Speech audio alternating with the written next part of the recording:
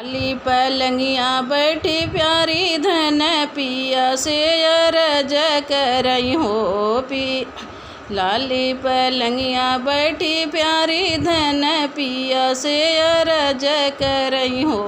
पिया आई गईले गरमी का दिनवा घरे चलाया उतन हो।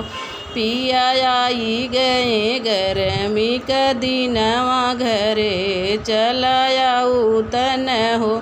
धन खरीदी दे बैसी कूलर खरीदी दे बैसी कूलर घरे के न आई बई हो।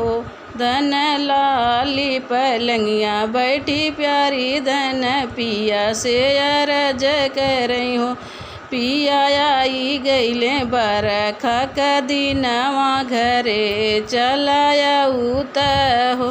धन तोहा के छवई बई प्यारी महला घरे है नाही आई बईना। लाली पलंगिया बैठी प्यारी धन पिया से अरज करई हो बहनी पी।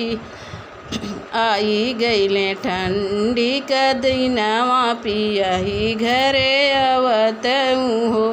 धन भेजी दे बई मखमल कई रजइया घरे है नाही आई बई हो।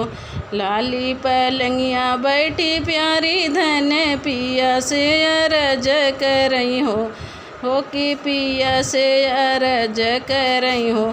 राजा आई गईले ठंडी का दिनवा घरे चलाया उत हो।